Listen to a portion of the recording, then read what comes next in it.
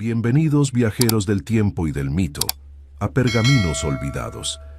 ¿Y si te dijera que el Imperio Romano no cayó por debilidad, sino por un exceso de control llevado al extremo, por decisiones tan frías como calculadas, por un hombre que creyó que el orden absoluto podía vencer al caos eterno?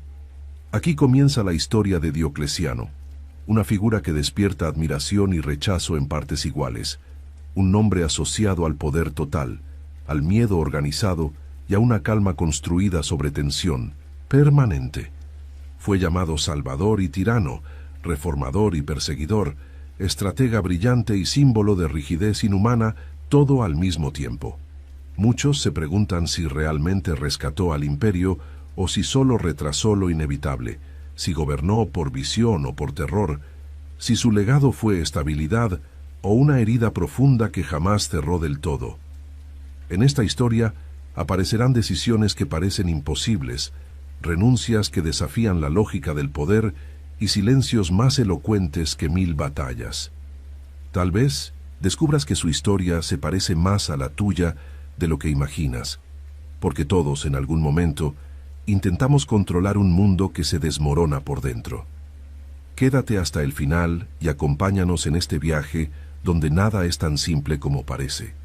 Y si deseas seguir explorando relatos que desafían la historia oficial, suscríbete al canal y camina con nosotros entre los ecos del pasado. Capítulo 1. El mundo. Al borde del colapso. El Imperio Romano entró en el siglo III como una estructura gigantesca sostenida por cimientos cada vez más frágiles. Las fronteras ya no eran líneas seguras, sino zonas abiertas al ataque constante de pueblos germánicos, persas y tribus nómadas que probaban una y otra vez la resistencia de un sistema agotado. Las legiones, antes símbolo de disciplina y orgullo, sufrían falta de recursos, lealtades divididas y mandos inestables.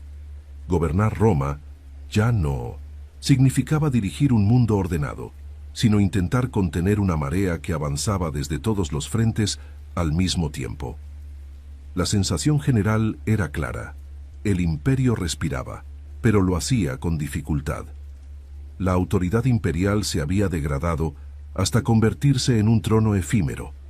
En pocas décadas, decenas de emperadores se sucedieron de forma violenta, muchos de ellos proclamados por sus propias tropas y asesinados poco después. La figura del gobernante perdió su carácter sagrado y se transformó en una pieza reemplazable. Nadie esperaba un reinado largo. Gobernar significaba sobrevivir día a día. Esta inestabilidad política provocó que ninguna decisión tuviera continuidad, debilitando aún más el tejido administrativo y militar que sostenía al Estado. La economía que durante siglos había alimentado ciudades, ejércitos y obras públicas comenzó a colapsar lentamente. La moneda fue degradada de manera constante, mezclando cada vez menos plata en su composición real. Esto generó una inflación silenciosa pero devastadora. Los precios subían, los salarios no alcanzaban y la confianza en el sistema monetario desaparecía. Comerciantes escondían mercancías, campesinos abandonaban mercados y el trueque reaparecía como solución desesperada. Roma seguía siendo grande en apariencia, pero por dentro se vaciaba. El campo, tradicional base del imperio, sufrió un desgaste profundo. Las guerras constantes exigían hombres y recursos, dejando tierras sin trabajar y comunidades enteras empobrecidas. Muchos agricultores, incapaces de pagar impuestos cada vez más altos, huían o se entregaban a la protección de grandes terratenientes, perdiendo su libertad a cambio de supervivencia. Este fenómeno rompió el equilibrio social y redujo la recaudación fiscal, creando un círculo vicioso que debilitaba aún más al Estado. El imperio necesitaba recursos, pero su propia presión los hacía desaparecer. Las ciudades tampoco escaparon al deterioro. Grandes urbes que habían sido centros de cultura, comercio y administración comenzaron a mostrar signos de abandono. Los edificios públicos se deterioraban, las obras se detenían y los servicios básicos dejaban de funcionar con regularidad. La seguridad urbana se volvió precaria. Bandas armadas, corrupción local y desorden cotidiano reemplazaron la antigua sensación de estabilidad. Vivir dentro de las murallas ya no garantizaba protección, solo una ilusión del pasado glorioso. En las fronteras orientales, el imperio sasánida emergía como un rival poderoso y organizado. A diferencia de los enemigos tradicionales, este no buscaba simples saqueos, sino territorios y prestigio. Las derrotas romanas frente a Persia no solo significaron pérdidas militares, sino golpes psicológicos profundos. Por primera vez, Roma dejaba de ser el dominador indiscutido del mundo conocido. La idea de invencibilidad comenzaba a resquebrajarse en la mente colectiva de soldados y ciudadanos. La lealtad del ejército se convirtió en un problema constante. Las tropas mal pagadas y agotadas juraban fidelidad a generales carismáticos más que al Estado. Esto alimentó una cadena interminable de usurpaciones. Cada proclamación imperial significaba nuevas guerras civiles, nuevos impuestos y más destrucción interna.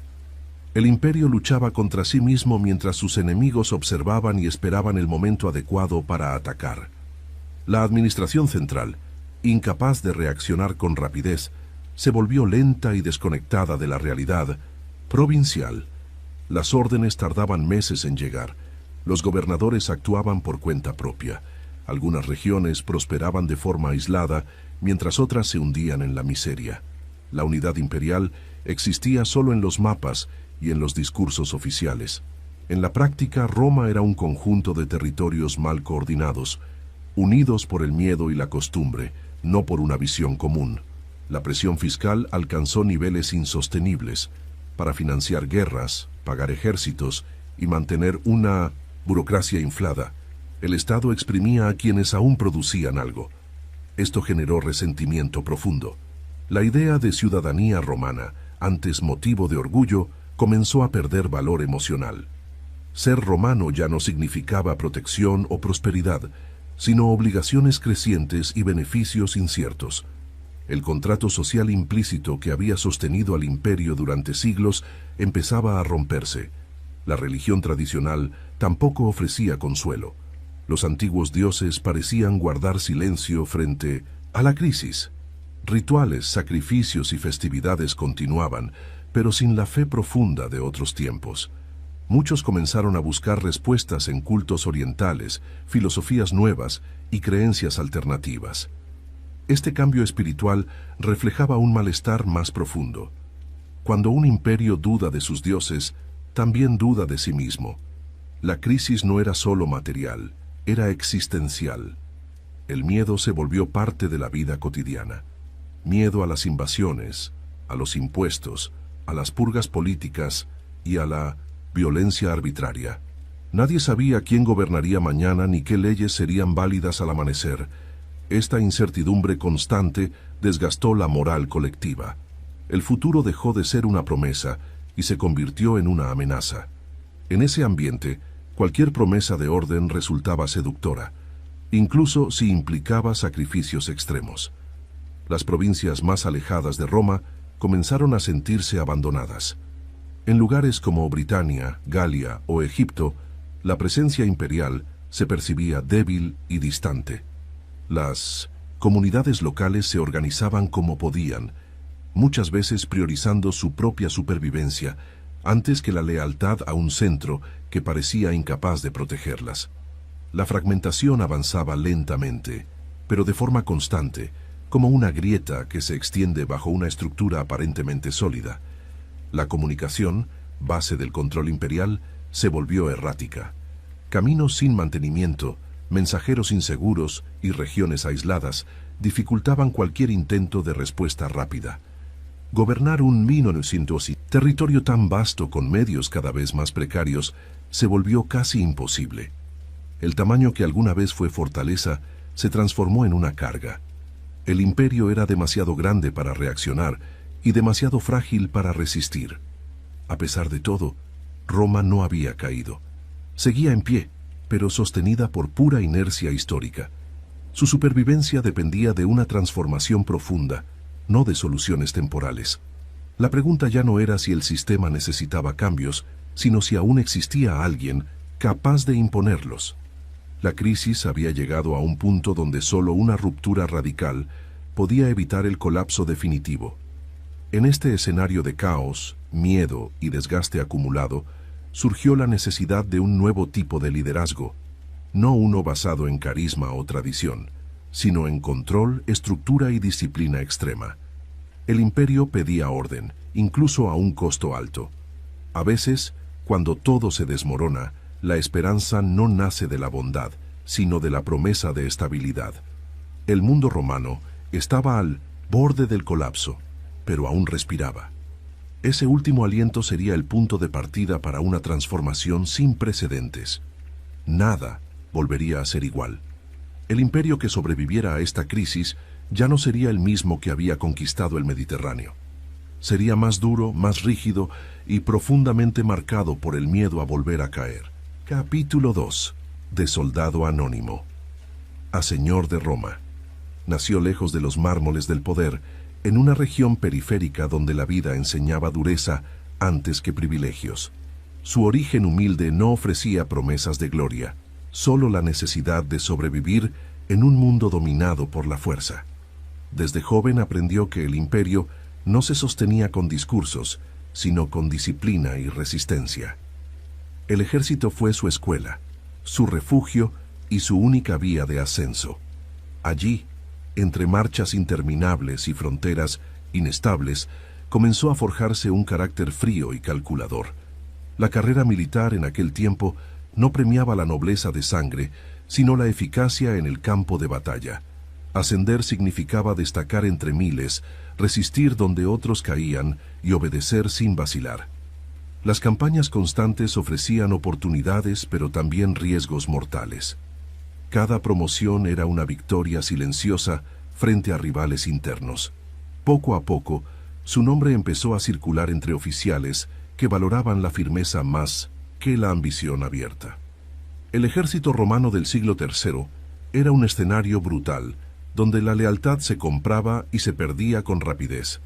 Las tropas necesitaban líderes capaces de mantener el orden bajo presión constante. En ese entorno, destacó por su capacidad para imponer respeto sin excesos innecesarios. No era carismático, pero sí predecible, y en tiempos de caos, eso valía más que la inspiración. La confianza que generaba se basaba en resultados concretos, no en promesas. Las fronteras, orientales y balcánicas, sirvieron como laboratorio de liderazgo. Allí se enfrentó a enemigos externos y a la desorganización interna de las legiones. Aprendió que la debilidad no siempre venía del adversario, sino de la falta de estructura. Esta experiencia marcó profundamente su visión del poder. Gobernar, entendió, significaba controlar cada detalle antes de que se convirtiera en amenaza. El asesinato de emperadores se había vuelto rutina. Los generales sabían que la distancia entre servir al trono y ocuparlo podía reducirse a una sola noche. En ese contexto, la ambición se manejaba con cautela extrema. Sobrevivir ya era una forma de victoria. Mientras otros conspiraban abiertamente, él observaba, aprendía y esperaba. El momento decisivo llegó tras otra muerte imperial violenta, una más en una larga cadena de sangre. El vacío de poder exigía una respuesta inmediata. Las tropas necesitaban un referente que ofreciera estabilidad. Fue proclamado emperador por el ejército, no como resultado de una intriga palaciega, sino como una solución pragmática a la crisis. La proclamación no significó seguridad inmediata. El nuevo gobernante tuvo que enfrentarse a rivales que también reclamaban legitimidad. Las guerras internas no se detuvieron con un título. Cada enfrentamiento era una prueba de autoridad. Vencer no solo implicaba derrotar ejércitos, sino convencer al imperio de que esta vez el poder no sería efímero. Las campañas contra usurpadores fueron rápidas y contundentes. No hubo espacio para la negociación prolongada. La prioridad era eliminar focos de inestabilidad antes de que se multiplicaran. Esta estrategia, dura pero efectiva, comenzó a restaurar una sensación de control. El mensaje era claro. El tiempo del caos sin consecuencias estaba llegando a su fin. Una vez consolidado en el trono, comprendió que el poder no podía depender solo de la fuerza militar. El imperio necesitaba algo más profundo que victorias temporales. La experiencia acumulada en las fronteras le había enseñado que los problemas estructurales no se resolvían con una sola batalla. Era necesario rediseñar el sistema desde sus cimientos. La legitimidad fue reforzada mediante símbolos cuidadosamente calculados. El gobernante dejó de presentarse como un primero entre iguales y comenzó a adoptar una imagen distante y casi sagrada. Este cambio no fue estético, sino político. Separar al emperador del ciudadano común era una forma de proteger la autoridad. El respeto debía imponerse incluso antes de ser cuestionado. Roma, acostumbrada a emperadores cercanos y vulnerables, empezó a sentir una transformación silenciosa. El poder se volvía inaccesible, más temido que amado. Esta distancia reducía conspiraciones, pero también generaba temor. Para quien había vivido entre soldados, el miedo era una herramienta conocida y eficaz. El pasado humilde no fue olvidado, pero sí superado. La experiencia como soldado marcó cada decisión futura. Gobernar como se comandaba una legión se convirtió en su principio básico: orden, jerarquía y obediencia absoluta. Estas ideas, simples en apariencia, serían aplicadas a una escala nunca antes vista. El ascenso no fue una casualidad, ni un golpe de suerte. Fue el resultado de años de adaptación a un sistema violento e inestable. Cada paso había sido medido, cada riesgo calculado. En un imperio agotado, esa frialdad se percibió como fortaleza. La esperanza no nacía del afecto, sino de la previsibilidad. Consolidado en el poder, el antiguo soldado entendió que la supervivencia del imperio dependía de cambios radicales. No bastaba con ocupar el trono. Había que transformarlo. La experiencia personal se convertiría en doctrina imperial. El pasado militar ahora guiaba el destino de millones. El nuevo emperador no prometió un regreso al pasado glorioso. Ofreció algo diferente: estabilidad a cualquier precio. Para una sociedad cansada de la incertidumbre, esa promesa era suficiente. Así comenzaba una nueva etapa, marcada por decisiones que cambiarían para siempre la forma de gobernar Roma. La transición de soldado anónimo a señor del imperio no fue un salto repentino. Fue una escalera construida con disciplina, silencio y supervivencia. Cada peldaño estuvo cubierto de riesgos. Al llegar a la cima, la visión ya estaba clara. El caos no se combatiría con improvisación, sino con control absoluto. Capítulo 3. El poder compartido y la tetrarquía. Gobernar un imperio tan vasto había demostrado ser una tarea imposible para una sola persona. Las distancias, los tiempos de reacción y la diversidad de amenazas superaban cualquier capacidad individual. Desde el centro del poder se comprendió que la supervivencia exigía una ruptura con la tradición. No se trataba de una reforma menor, sino de cambiar la lógica misma del mando. La solución no buscaba repartir honor, sino multiplicar control. La idea de dividir el poder surgió de una observación práctica. Mientras el emperador atendía una frontera, otra quedaba expuesta. Cada ausencia generaba oportunidades para invasiones o usurpaciones. La experiencia acumulada mostraba que el imperio no caía por falta de soldados, sino por lentitud en la respuesta. El tiempo se había convertido en el enemigo más peligroso. Así nació un sistema sin precedentes, basado en la cooperación forzada entre varios gobernantes. 2 Augustos y 2 Césares compartirían la responsabilidad del mundo romano. Cada uno tendría una región definida, ejércitos propios y funciones claras. La unidad ya no dependería de la presencia física del emperador, sino de una estructura permanente y replicable. La elección de los colaboradores fue crucial. No se buscaban figuras carismáticas, sino hombres leales y competentes. La confianza personal era tan importante como la habilidad militar. El nuevo sistema no podía permitirse rivalidades internas. Para evitar disputas, la jerarquía quedó claramente establecida desde el inicio, sin ambigüedades. El territorio imperial fue reorganizado según criterios estratégicos. Oriente y Occidente dejaron de ser conceptos abstractos y se transformaron en zonas administrativas concretas. Cada gobernante residía cerca de las fronteras más amenazadas, no en Roma. Esto marcó un cambio simbólico profundo. La antigua capital perdía centralidad, mientras el poder se desplazaba hacia donde realmente se decidía el destino del imperio. La tetrarquía no eliminó la figura del emperador supremo, pero sí la diluyó. El Augusto principal conservaba autoridad simbólica, aunque el gobierno diario era compartido. Este equilibrio delicado exigía disciplina constante. Las decisiones importantes debían coordinarse sin generar contradicciones. La estabilidad dependía de la cooperación, no de la imposición directa. Para reforzar la cohesión, se utilizaron símbolos comunes. Monedas, estatuas y documentos oficiales mostraban a los gobernantes como un cuerpo único. La propaganda transmitía la idea de armonía absoluta. El mensaje era claro.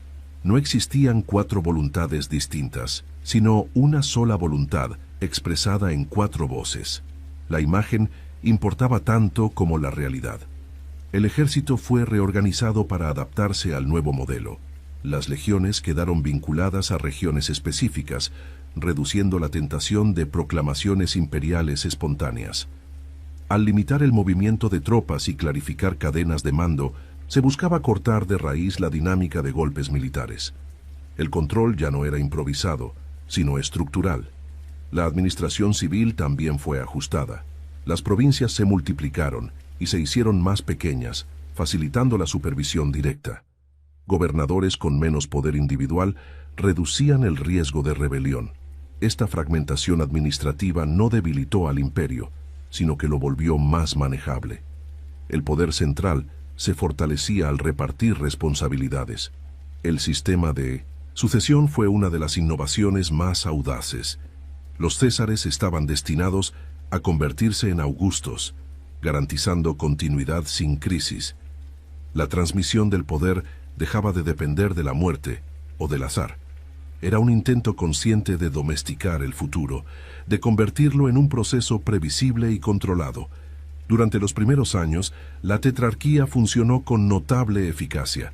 Las fronteras se estabilizaron, las usurpaciones disminuyeron y el imperio respiró con mayor tranquilidad. La sensación de orden regresó. No era una paz basada en la esperanza, sino en la vigilancia constante. Aún así, para una sociedad exhausta, esa calma resultaba suficiente. Sin embargo, el sistema exigía una disciplina casi perfecta. Cualquier ambición personal podía romper el equilibrio. La cooperación no era natural, sino impuesta por reglas estrictas. Mientras los arquitectos originales del modelo permanecieron activos, la estructura se sostuvo. La verdadera prueba llegaría con el paso del tiempo. La tetrarquía redefinió la noción misma de poder imperial. El emperador dejó de ser un líder visible para convertirse en una institución distante. Esta transformación alteró la relación entre el Estado y sus ciudadanos. La obediencia ya no se debía a una persona, sino a un sistema. El imperio se volvía más impersonal, más frío y más eficiente.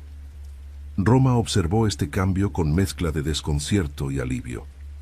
La ciudad que había sido el corazón del mundo, ahora era una pieza más. El orgullo tradicional se resintió, pero la estabilidad compensaba la herida simbólica. El imperio sobrevivía, aunque ya no giraba en torno a un solo centro. El poder compartido no era una concesión, sino una estrategia de supervivencia. Cada decisión estaba orientada a evitar el retorno del caos.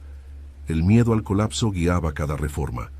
La tetrarquía fue, ante todo, una respuesta pragmática a una realidad implacable. Este sistema no prometía eternidad, pero sí tiempo. Tiempo para reorganizar, para fortalecer y para imponer un orden duradero. En un mundo donde el imperio había estado al borde del abismo, compartir el poder fue la forma más efectiva de conservarlo. Capítulo 4. Orden, ley y control absoluto. El nuevo modelo de poder exigía una reorganización profunda de la vida imperial. No bastaba con dividir el mando si las bases seguían siendo frágiles. La prioridad fue imponer un orden uniforme que alcanzara cada rincón del territorio. Las decisiones dejaron de ser flexibles y se volvieron normativas. La ley pasó a ser una herramienta de control, no solo de justicia. El objetivo era claro: eliminar la improvisación que había permitido décadas de caos. La administración fue rediseñada con una lógica casi militar. Cada función tenía límites precisos y responsabilidades definidas. Los cargos se multiplicaron, pero su poder individual se redujo. Así se evitaba que un solo funcionario concentrara demasiada influencia. El control se ejercía desde arriba mediante inspecciones constantes. El Estado observaba, registraba y corregía con una precisión inédita. La fiscalidad se convirtió en el eje central de la reforma. Para sostener ejércitos permanentes y una burocracia extensa, era imprescindible garantizar ingresos estables. Se establecieron censos rigurosos de personas y tierras. Nadie quedaba fuera del registro. La evasión fiscal dejó de ser tolerada y pasó a ser castigada con severidad. El imperio necesitaba previsibilidad, no promesas. La población rural fue atada a la tierra de forma progresiva. Los campesinos quedaron obligados a trabajar parcelas específicas y a transmitir esa obligación a sus descendientes. Esta medida aseguraba producción constante, pero reducía la movilidad social. La libertad individual cedía espacio a la estabilidad económica. El campo dejaba de ser un lugar de oportunidad y se convertía en una estructura fija. Las ciudades también experimentaron cambios drásticos. Los gremios fueron regulados con normas estrictas. Cada oficio debía cumplir funciones precisas y heredarse dentro de la familia. Esta rigidez garantizaba servicios básicos, pero eliminaba la posibilidad de elección. El trabajo ya no era una vocación, sino una obligación impuesta por el Estado. El orden se lograba sacrificando la autonomía. El control de precios fue una de las medidas más ambiciosas. Ante la inflación persistente, se intentó fijar valores máximos para bienes y salarios. La intención era proteger a la población y frenar la especulación. Sin embargo, la aplicación fue compleja. En muchas regiones, los mercados se paralizaron y el comercio clandestino se expandió. El ideal de justicia económica chocaba con la realidad cotidiana. El ejército recibió una atención prioritaria. Se establecieron salarios regulares y suministros asegurados. La disciplina se reforzó mediante castigos severos y recompensas claras. Las legiones se transformaron en una fuerza permanente y profesionalizada. El soldado ya no era solo un guerrero, sino una pieza esencial del sistema estatal. Su lealtad se garantizaba mediante estructura y vigilancia. La jerarquía social se volvió más rígida. Las clases quedaron definidas con claridad y la movilidad se redujo. El mérito individual perdió peso frente al lugar asignado por nacimiento o función. Esta rigidez ofrecía estabilidad, pero también generaba resentimiento. El imperio ganaba orden a costa de flexibilidad. La sociedad se parecía cada vez más a una máquina cuidadosamente ajustada. La justicia se volvió más severa y menos negociable. Las penas aumentaron y la clemencia se redujo. El objetivo no era la rehabilitación, sino la disuasión. El castigo ejemplar servía como advertencia colectiva. La ley se aplicaba con frialdad administrativa. El miedo se convirtió en un aliado silencioso del orden. La figura del gobernante se rodeó de rituales y protocolos estrictos. El acceso al poder se volvió ceremonial y distante. Esta sacralización no era religiosa, sino política. Al elevar la imagen del Estado, se buscaba reducir cuestionamientos. La obediencia se transformaba en hábito. La distancia reforzaba la autoridad. Las provincias fueron vigiladas con mayor intensidad. Inspectores imperiales recorrían territorios para verificar el cumplimiento de normas. Los abusos locales eran castigados, pero también lo eran las desviaciones del modelo central. La uniformidad se impuso sobre las particularidades regionales. La diversidad cultural sobrevivía, pero bajo supervisión constante. El comercio a larga distancia fue reorganizado para asegurar abastecimiento estratégico. Las rutas principales recibieron protección prioritaria. El Estado intervenía cuando lo consideraba necesario. La economía dejaba de ser un espacio libre y se convertía en una extensión del poder político. Cada transacción tenía implicaciones imperiales. Estas reformas no fueron populares, pero resultaron efectivas a corto plazo. El imperio recuperó capacidad de planificación. Las crisis dejaron de ser sorpresas y pasaron a ser variables controladas. La sensación de caos disminuyó. El orden se sentía pesado, pero real. Para muchos, eso bastaba. El costo humano fue elevado. La vida se volvió más predecible, pero también más limitada. La creatividad social se redujo y la espontaneidad desapareció. El ciudadano se transformó en engranaje. La estabilidad tenía un precio silencioso que no siempre se percibía de inmediato. A pesar de las tensiones, el sistema funcionó. El imperio dejó de tambalearse y comenzó a sostenerse con firmeza. La ley y el control absoluto reemplazaron la incertidumbre. No era un orden amable, pero sí duradero.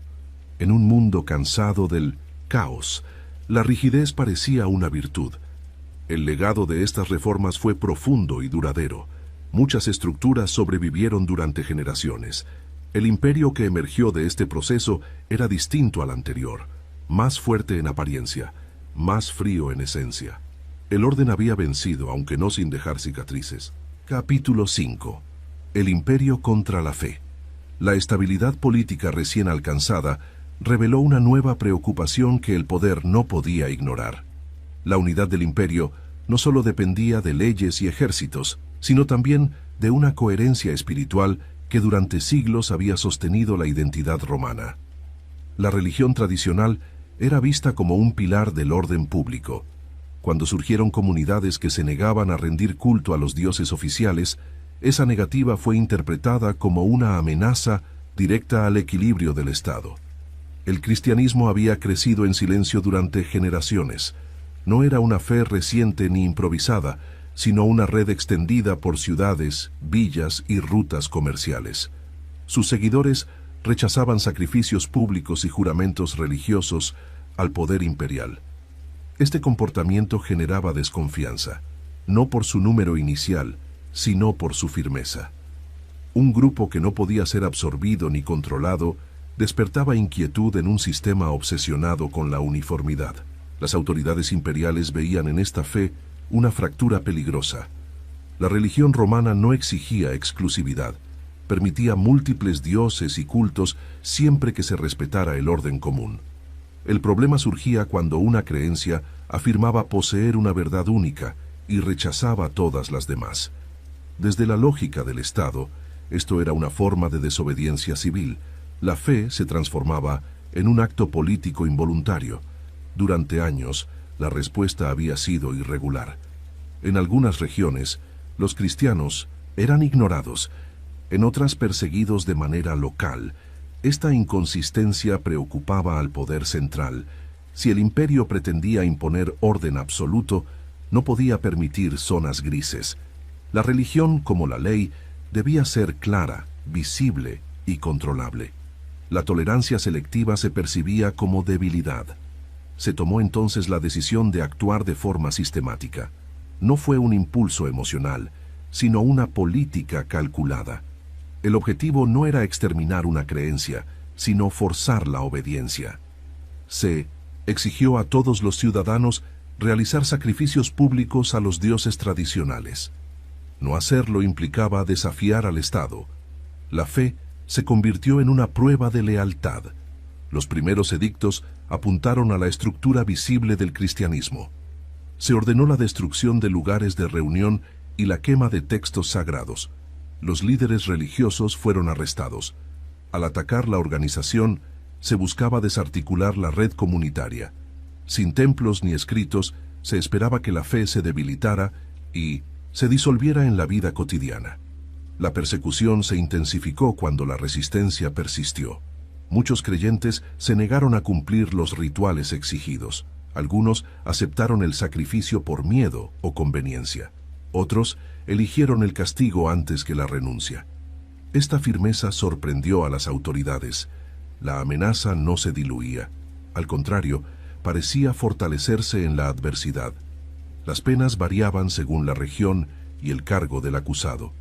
Desde trabajos forzados hasta ejecuciones públicas, el castigo tenía un propósito ejemplar. El sufrimiento debía disuadir a los indecisos. El mensaje era claro y visible. La ley imperial no negociaba convicciones personales. La obediencia era obligatoria.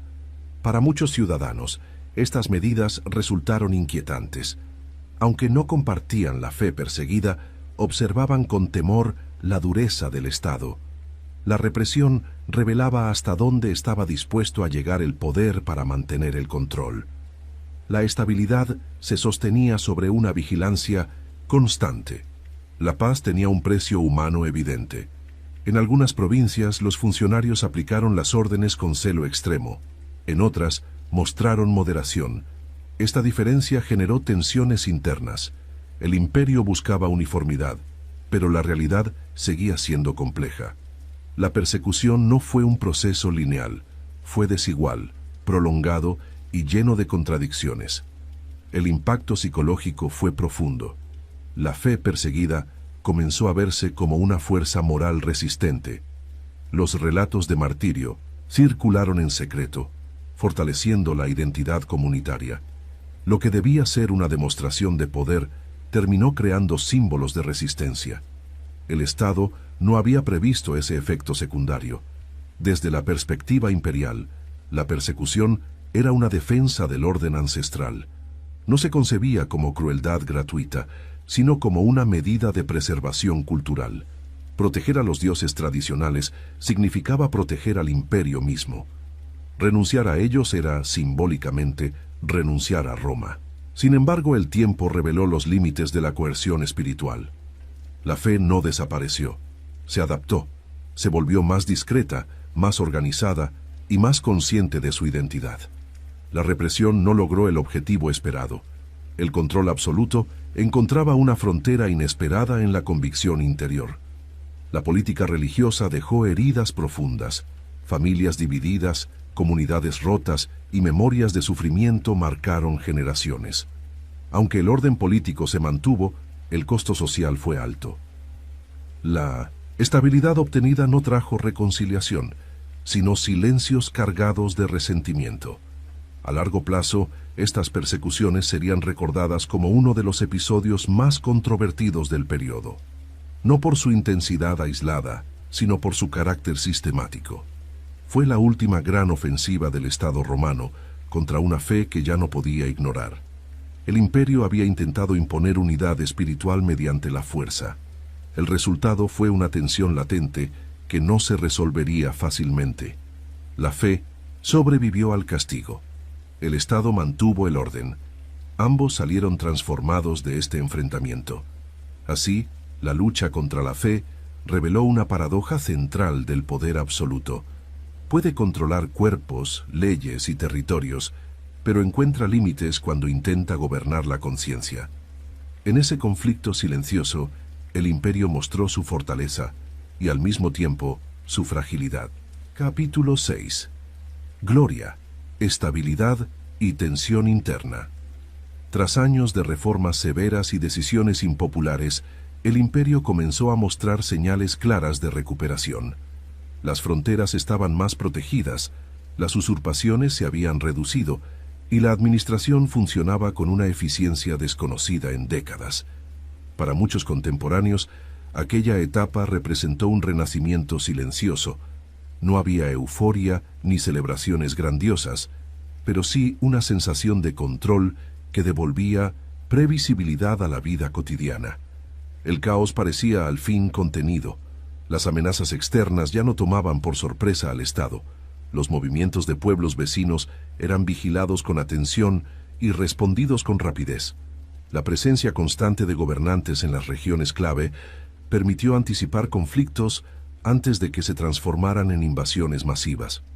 Esta capacidad de reacción fortaleció la imagen de un imperio nuevamente firme, capaz de proteger sus límites sin depender de improvisaciones desesperadas. La estabilidad económica, aunque rígida, ofrecía resultados visibles. Los impuestos llegaban de forma más regular, el ejército estaba abastecido y las obras públicas esenciales se mantenían. No se trataba de prosperidad abundante, sino de equilibrio.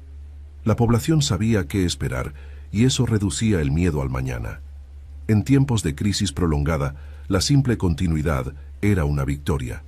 El poder central se consolidó como una presencia constante y vigilante.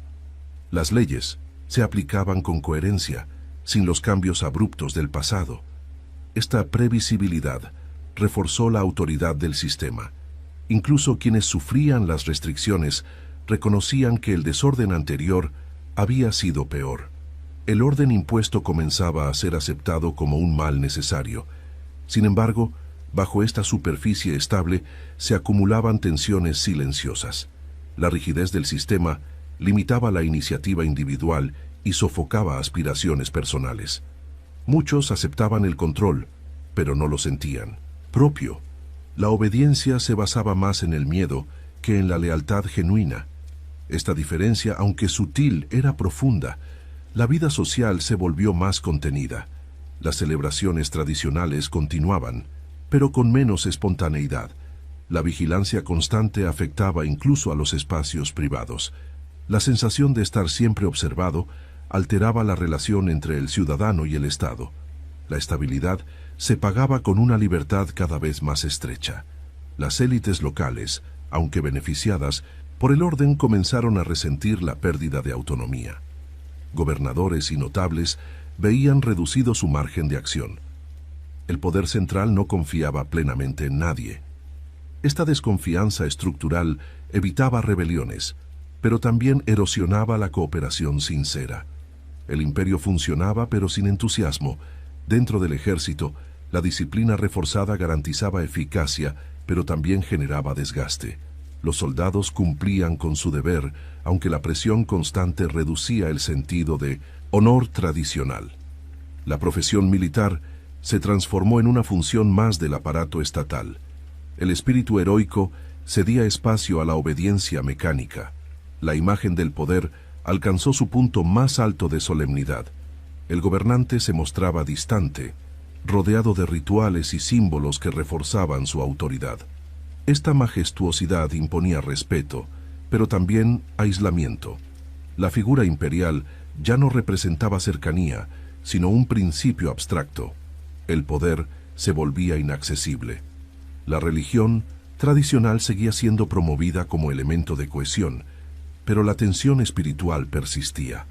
Las creencias alternativas no habían desaparecido, solo se habían vuelto más cautelosas. El conflicto entre fe personal y obediencia pública seguía latente, como una grieta invisible bajo la superficie del orden. En las provincias, la estabilidad era percibida de forma desigual. Algunas regiones prosperaban bajo la nueva organización. Otras sentían el peso de las obligaciones sin experimentar beneficios claros. Esta disparidad alimentaba silencios incómodos. El imperio era estable, pero no homogéneo en su bienestar. La maquinaria estatal, tan cuidadosamente diseñada, dependía de una coordinación constante. Cualquier fallo humano podía generar problemas en cadena. La eficiencia exigía vigilancia permanente. El sistema no toleraba errores. Esta fragilidad estructural se ocultaba tras una apariencia sólida, pero existía. A nivel personal, el gobernante observaba los resultados con una mezcla de satisfacción y cansancio. El objetivo inicial se había cumplido.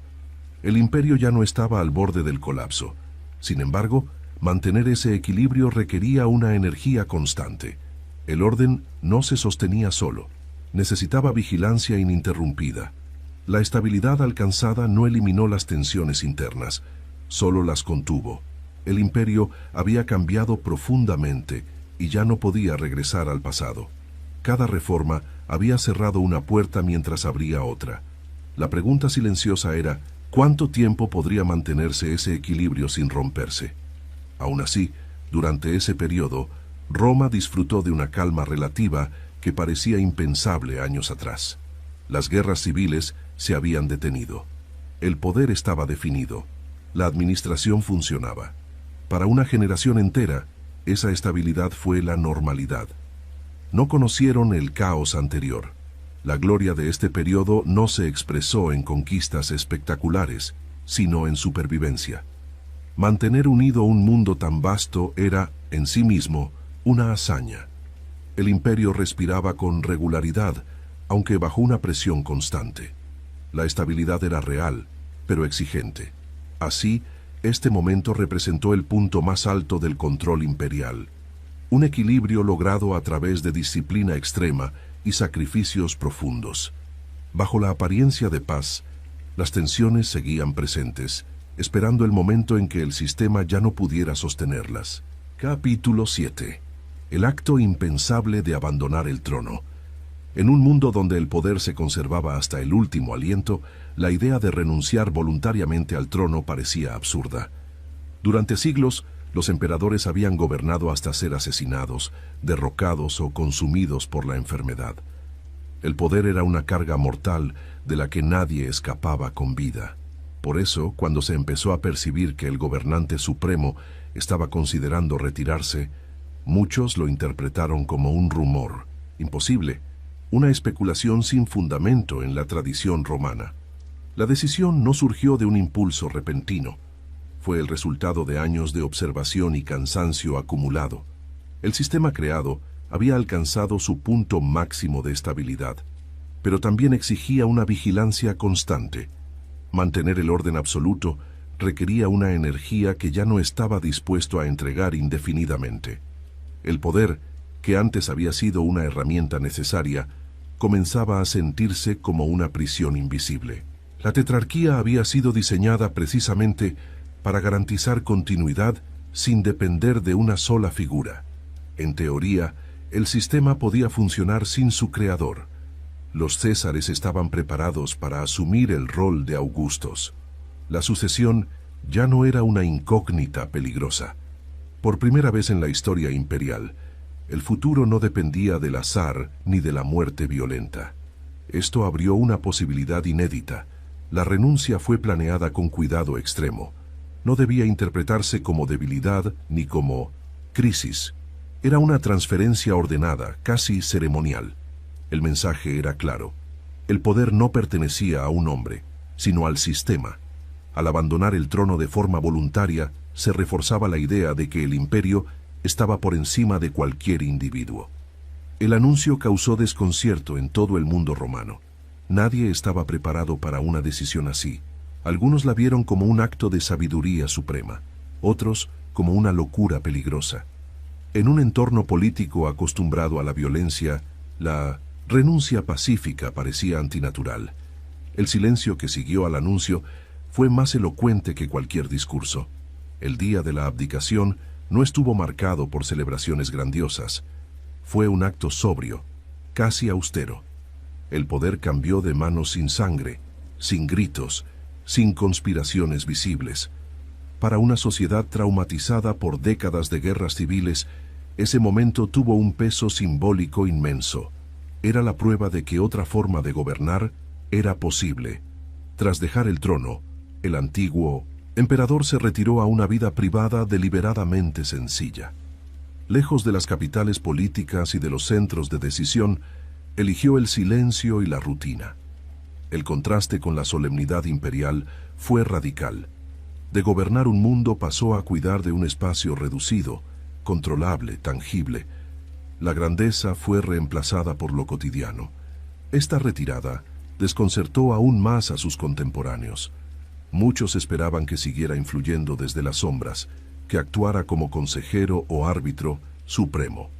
Pero no fue así. La distancia fue real. La decisión de abandonar el poder incluía también renunciar a su influencia directa. El sistema debía sostenerse solo, sin su presencia. Con el paso del tiempo, comenzaron a surgir tensiones dentro de la tetrarquía. Las ambiciones personales no desaparecieron con la estructura. Algunos de los nuevos gobernantes enfrentaron conflictos y rivalidades. Desde la distancia, el retirado observaba sin intervenir. Había hecho su elección. Volver habría significado admitir que el sistema no era suficiente. En más de una ocasión, se le pidió que regresara para restaurar el orden. Las crisis posteriores demostraron que ningún modelo era perfecto. Sin embargo, la respuesta fue siempre la misma. El poder abandonado no debía retomarse.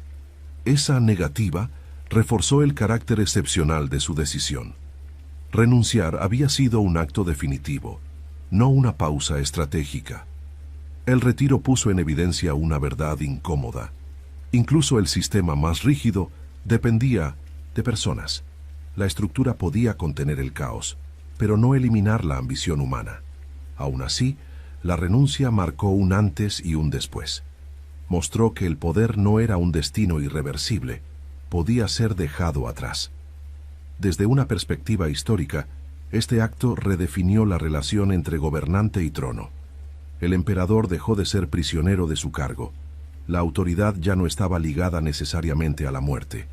Esta ruptura conceptual fue tan profunda como cualquiera de las reformas administrativas anteriores. La vida en retiro no estuvo exenta de ironía. Quien había controlado millones, ahora encontraba satisfacción en tareas simples. Este contraste fue interpretado de múltiples formas. Algunos lo vieron como sabiduría final, otros como un rechazo tardío al propio legado. En cualquier caso, la imagen quedó grabada en la memoria colectiva. El acto de abandonar el trono no resolvió todos los problemas del imperio, pero sí dejó una enseñanza duradera. El poder absoluto, incluso cuando es eficaz, tiene un costo personal inmenso. Renunciar fue una forma de recuperar humanidad tras años de rigidez extrema. La decisión también expuso las limitaciones del control total. Ningún sistema puede garantizar estabilidad eterna. Al retirarse, el antiguo gobernante aceptó esa verdad. El imperio continuaría su camino, con o sin él. El control había sido una etapa, no un destino final. Así, la renuncia voluntaria se convirtió en uno de los gestos más desconcertantes y significativos de la historia romana. Un acto que desafió siglos de ambición, violencia y miedo. En silencio, sin dramatismo, el poder fue dejado atrás, y con ello se abrió una nueva forma de entender la autoridad. Este momento no fue una huida, sino una conclusión consciente. Tras imponer orden al caos, llegó el tiempo de soltar. El trono quedó vacío, pero el mensaje permaneció. A veces, el mayor acto de poder es saber cuándo dejarlo. Capítulo 8. Curiosidades y el legado que nadie esperaba. La vida posterior al poder estuvo marcada por una elección tan sorprendente como coherente con su carácter. Lejos de palacios y ceremonias, el antiguo gobernante se estableció en una residencia construida según sus propios criterios. No buscó el anonimato absoluto, pero sí la distancia del ruido político. Allí, el tiempo adquirió un ritmo distinto. El hombre que había organizado un imperio aprendió a habitar el silencio sin perder dignidad. Una de las curiosidades más citadas de esta etapa es su dedicación a tareas agrícolas. El cultivo de la tierra no fue un pasatiempo simbólico, sino una actividad real y constante. Cuidar huertos y supervisar cosechas se convirtió en parte de su rutina diaria. Este contraste entre el poder absoluto y la vida sencilla desconcertó a muchos contemporáneos. Para algunos, fue una demostración de humildad tardía. Para otros, una forma de control llevada al ámbito privado. Su retiro no significó olvido inmediato. Delegaciones oficiales acudieron en busca de consejo cuando las tensiones internas reaparecieron. La respuesta fue siempre la misma: no intervenir. El sistema debía sostenerse por sí solo. Esta negativa reforzó el carácter definitivo de su renuncia. El pasado no debía condicionar el futuro, aunque eso implicara aceptar errores posteriores. Una anécdota ampliamente transmitida relata que, ante la insistencia de regresar al poder, respondió señalando sus jardines. Explicó que nadie entendería su decisión mientras no comprendiera la satisfacción de ver crecer lo que se ha sembrado con paciencia. Más allá de su veracidad literal, el relato refleja una percepción extendida. El control del mundo había sido reemplazado por el control de lo inmediato. El legado político fue profundo y duradero. Muchas de sus reformas sobrevivieron a su retiro y marcaron la estructura imperial durante generaciones. La división administrativa, la reorganización fiscal y la profesionalización del ejército se mantuvieron como pilares del Estado. Incluso cuando el sistema original se fragmentó, sus principios siguieron influyendo en la forma de gobernar. La tetrarquía, aunque no perduró intacta, cambió para siempre la idea de poder indivisible. Demostró que la autoridad podía compartirse sin desaparecer. Esta noción sería retomada y adaptada en distintos momentos de la historia romana. El intento de domesticar la sucesión dejó una huella conceptual que trascendió su tiempo. En el ámbito religioso, las persecuciones marcaron un punto de inflexión. Lejos de extinguir una fe, contribuyeron a consolidarla como una identidad resistente. Este resultado inesperado es una de las paradojas más evidentes de su gobierno. La coerción logró orden temporal, pero no control espiritual duradero. Desde una perspectiva histórica, su figura desafía clasificaciones simples.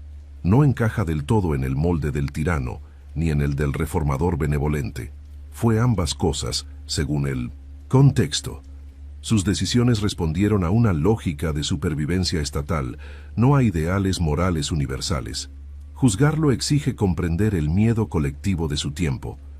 Otra curiosidad reside en la arquitectura de su residencia final. Construida como una fortaleza, reflejaba aún una mentalidad defensiva. Muros sólidos, diseño funcional y control del espacio mostraban que el orden seguía siendo un valor central. Incluso en el retiro, la estructura importaba.